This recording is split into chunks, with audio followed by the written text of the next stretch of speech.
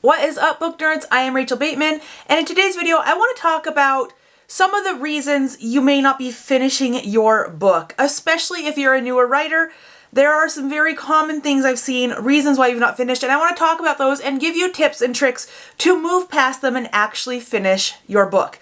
This video is very much geared toward newbie writers and new aspiring authors, but I hope that these tips and tricks can help even the more established and veteran writers amongst us. There was a poll taken within the last couple years, and I wish I could remember who took the poll so I could actually cite you to it down below.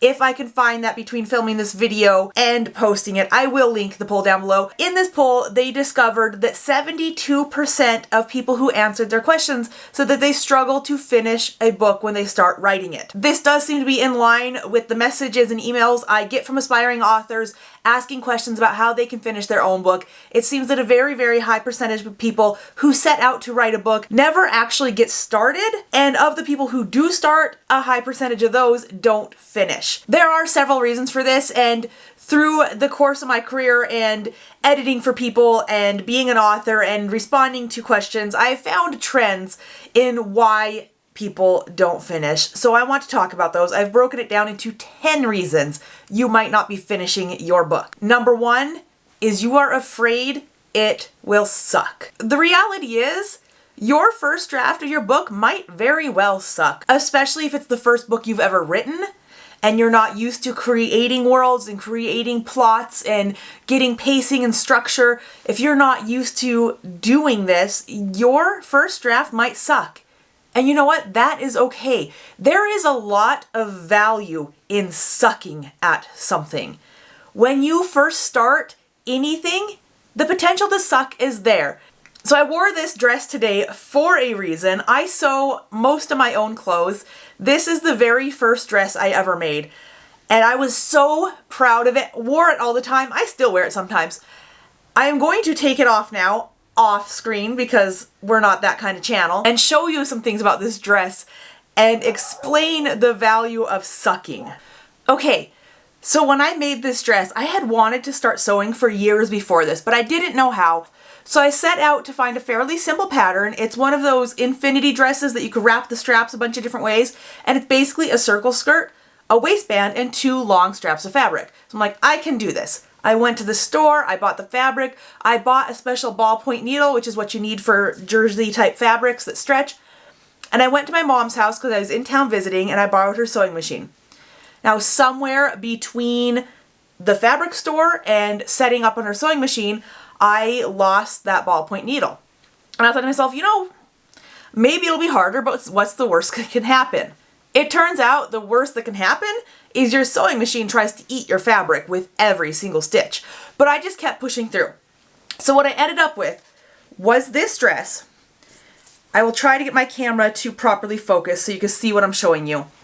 But if you look, we have a circle skirt with no waistband because I got the straps on and there was no way I was going to be able to sew a full waistband on it with the needle I had. And these seams. Let's see what we can do with this camera. I don't know how well you can see this, but this is the outside of the seam. And you see all these little stitches showing here? Those aren't supposed to show on the outside of a seam. It's supposed to just be a seam. The inside is even worse. You probably can't see it on the camera, but trust me, it's bad. There's no waistband. This is just raw cut fabric. I did not hem it. It is raw cut fabric. The straps were actually meant to stay as raw cut fabric because you're wrapping them and it doesn't matter. And with a fabric like this, it doesn't unravel, so it doesn't matter. But the point is, I did not finish the whole pattern because with the tools I had and the knowledge I had, I couldn't get through the whole thing. Now, I still loved that dress and it looked good, and once it was on and wrapped, it kind of covered all those problems and no one really knew. But I learned so much from making that dress. I learned that I needed the proper needle, and if I lost it, I needed to go get the proper needle before I started. I learned that sometimes stretch fabric's a little finicky. There are certain settings you could put on your sewing machine to make it easier. I learned all kinds of stuff. So now when I sew things like this shirt that are made out of stretch fabric, it is fully finished and hemmed and all the seams are properly finished, and it is good to go. Now that was in like April of 2013 that I made that dress, and with every project I've sewn since then, I have made mistakes and I have learned and I have grown. Rarely do I sew something where there isn't some kind of mistake made, typically a small scale thing that's easy to fix, but I learn with every project. And what that means is when last October my 8-year-old says, hey, I want to be Freddie Mercury for Halloween. And not just like you could pick whatever you want. I want to be Freddie Mercury wearing the yellow jacket. I am able to, without a pattern for it, go in and make the yellow jacket. It is fully lined, it has all the detailing and the buckles and the straps. It's made out of marine vinyl, so it looks like actual leather, and it's very thick and well made and put together. I was able to do this without a pattern for it because I had taken all the mistakes that I made sewing up to that point and all the projects I'd done that just sucked, and I embraced that and I learned from it. That is exactly what we can do with our writing. When we write something that sucks, we learn.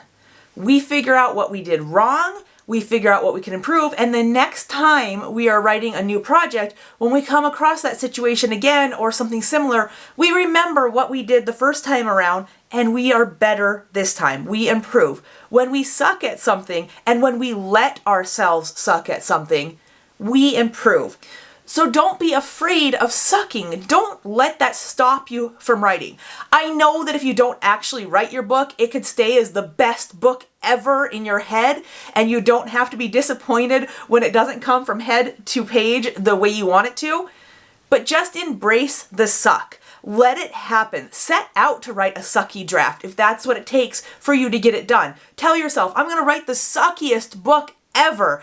And so then when things aren't going the way you want, you could just embrace it, because you can't edit a blank page. You can't edit a book that isn't there. But if you write a sucky book, you can go back and fix it. Reason number 2 writers don't finish their books follows right on the heels of reason number 1, and that is that you're afraid of feedback.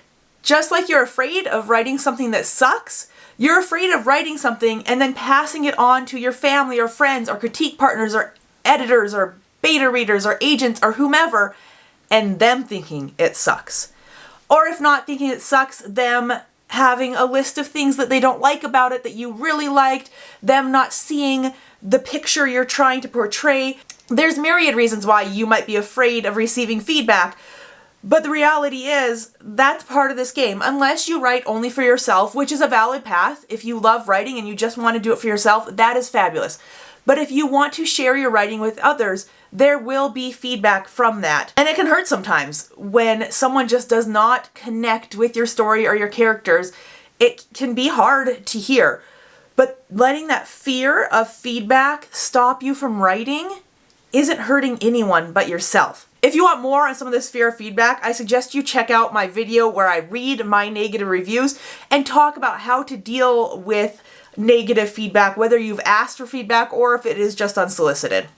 Reason number 3 you might not be finishing your book is that you are afraid of failure.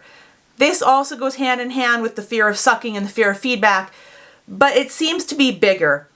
So often, we're ready to write and we're excited, but we're afraid that when it gets to that end point and it goes out into the world, it will fail. Your book will be a flop, your publisher won't pick you up again, readers will give you bad reviews, they're not going to buy future books, and your career will tank.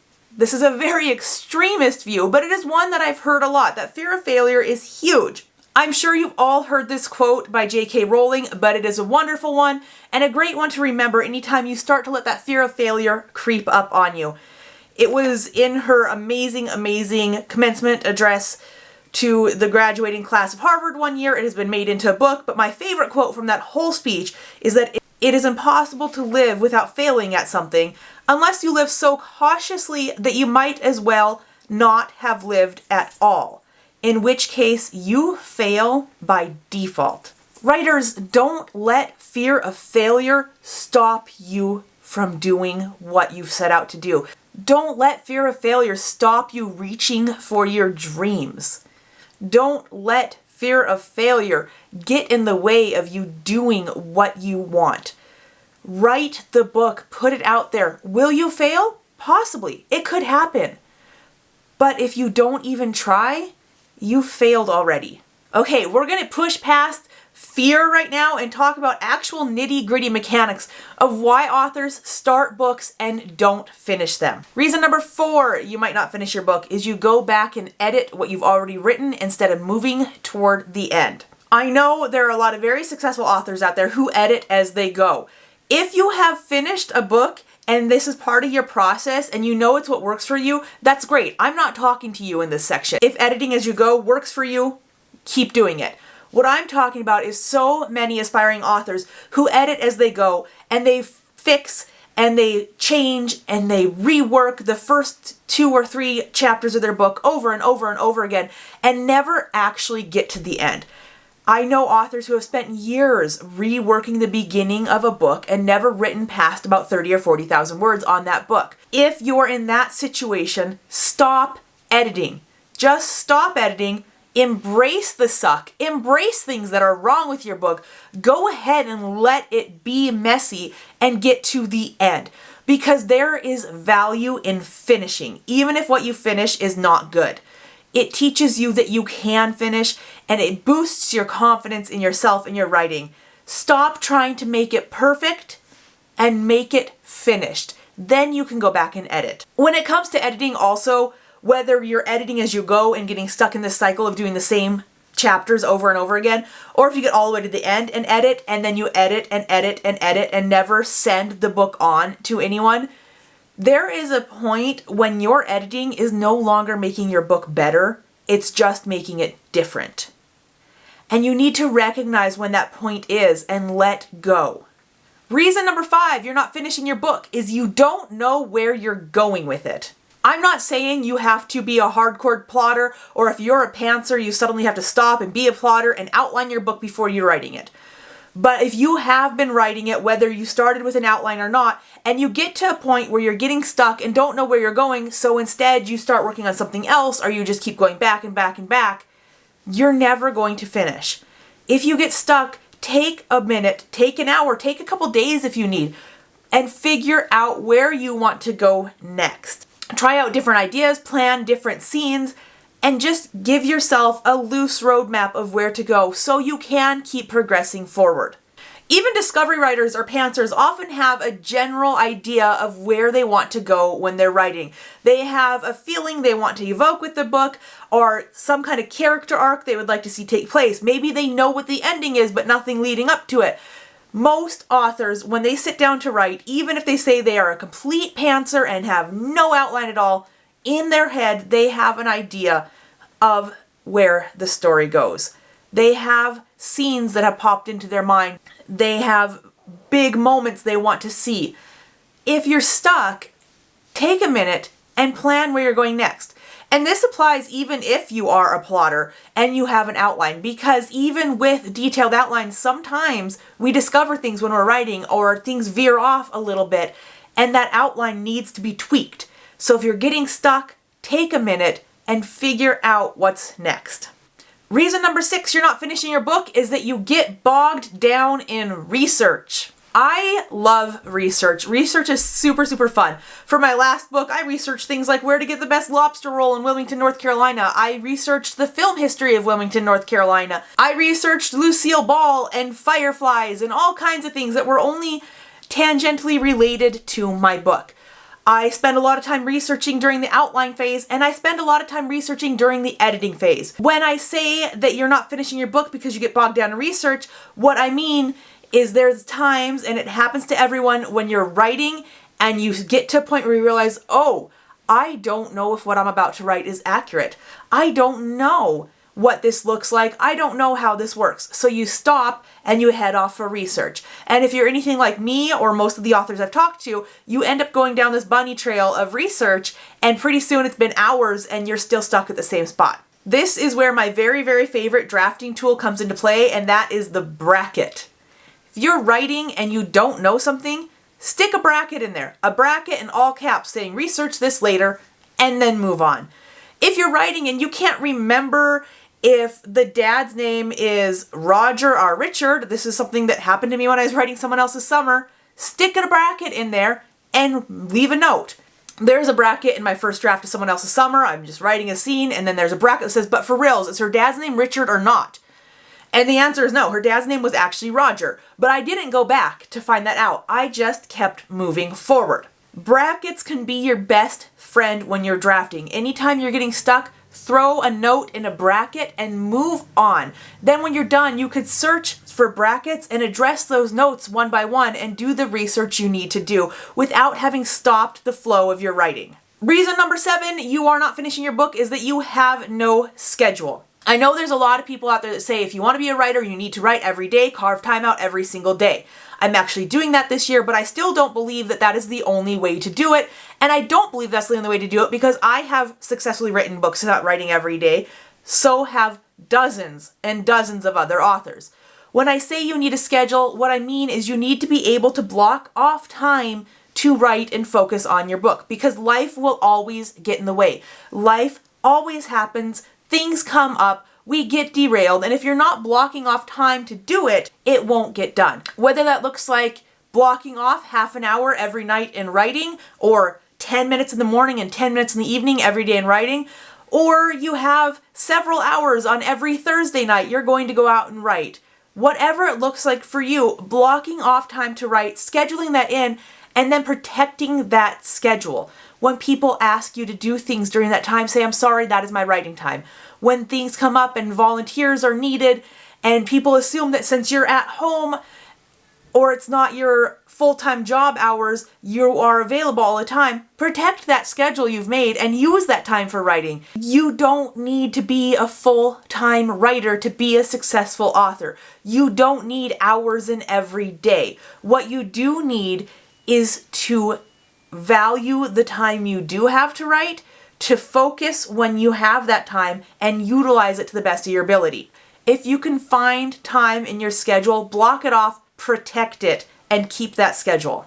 Reason number 8 you are not finishing your book is that you are trying to write everything at once. I don't mean you're trying to sit down and write 80,000 words in one go. What I mean is you're trying to write a novel and 3 short stories and a blog post, and maybe it'd be fun to do a podcast, so you're writing podcast episodes, and oh, let's work on a screenplay today, and you mix it all up and you're trying to focus on everything at once. I recognize that especially if you are a working writer and you have different projects going on, that sometimes deadlines dictate that you do work on multiple projects at once. But studies have shown that when a creative individual switches between different creative pursuits, 20 to 40% of their mental and creative energy is spent on the switch.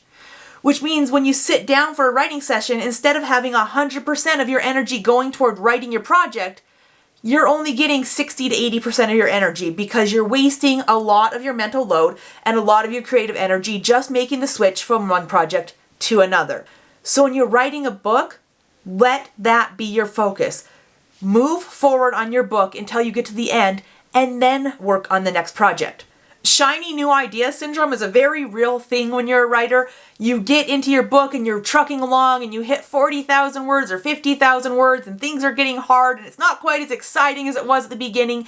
And then suddenly this new idea pops into your mind and it's like everything you've ever wanted and it sounds so good and you just love it and you get excited about it and you want to work on it. Don't give in to the shiny new idea. Take a minute, write down everything you know about it, and then set it aside and focus on what you have. Because what happens when you don't focus on the project you're working on is you bounce to new idea, to new idea, to new idea, to new idea. I can't even tell you the number of aspiring authors I've spoken to who have 7 or 8 or 9 books that they got to 35,000 words and then moved to something else and didn't finish. It's not because the idea you are working on right now is a bad idea. It's because writing eventually gets to be hard and the excitement wears off and it's easier to switch to a new idea than to stay with the idea you have now. And that leads perfectly into reason number 9 why you aren't finishing your book, and that is because you can't stay motivated to finish. Now, I'm not saying that you can't stay motivated, but there are ways to stay motivated. What I'm saying is that motivation will not finish a book for you. Motivation wanes, and motivation most often comes from external sources. Dedication finishes books. When you dedicate yourself to doing the work until you get to the end, that's when you finish books. If you're waiting for motivation and you're only going to write when you're motivated to write, you will jump from project to project to project without finishing one for years. Because motivation for a particular project doesn't stick around. Dedication does. And that comes from you. You are the only one that can keep yourself dedicated to finishing a book. Reason number 10 you're not finishing your book is because maybe you just don't want to actually write a book. There is nothing wrong with realizing that you don't want to write a book. It's even okay if you have told people for years that you want to be an author and you're going to write books and this is what you're going to do. Dreams change. People change. Goals change. It's okay if you realize, I don't want to write a book. Let yourself realize that if that's the case. Let yourself embrace it and don't be ashamed or embarrassed or scared to tell other people. Don't keep pushing and trying to write and saying you're doing it because you've told people in the past that you're going to write a book and that's what they expect of you. Definitely take time to take stock of yourself and figure out if that's what you want. Make sure you really don't want to write a book before you stop trying to write a book. Don't just let the fact that it got hard make you think that you don't want to write a book anymore. Take time to recognize, is this what I really want for myself anymore or not? And if it is, if you still want to write that book, excellent. Keep going. Go back and listen to reasons 1 through 9 why you're having trouble finishing and maybe apply some of the tips I've given you. But if you realize this isn't my dream anymore, that's okay. You can take time to figure out what you want instead. It's okay if you don't want to be a writer anymore. I hope that you enjoyed my tips and tricks on how to break through some of these reasons you are not writing your book. I really do hope they are helpful for you. But if not, it's time for just a little bit of tough love. Because aside from where do I find inspiration, the most common question I get is some form of how do I write a book. Sometimes it is, how do I write a book? Sometimes it's, how do I develop characters? How do I form a plot? How do I structure a novel? How do I tell an exciting story? And some of those are things that can be taught. But then we roll into, what writing program should I use? What font should I use? What size should it be? Oh my gosh, should I be in first person or third person? Maybe I should try second person. I know that a lot of people do second person, but do you think second person would sell better if I did it well? And should it be present tense or past tense? Or maybe I should try future tense because that's exciting. And they go on and on and on trying to figure out every single nitpicky detail before ever writing. All these questions are asking the same thing. How do I write a book? And all these questions are actually doing the same thing. And that is postponing writing the book. So many questions about how to write a book and all the nitpicky details are nothing more than stalling.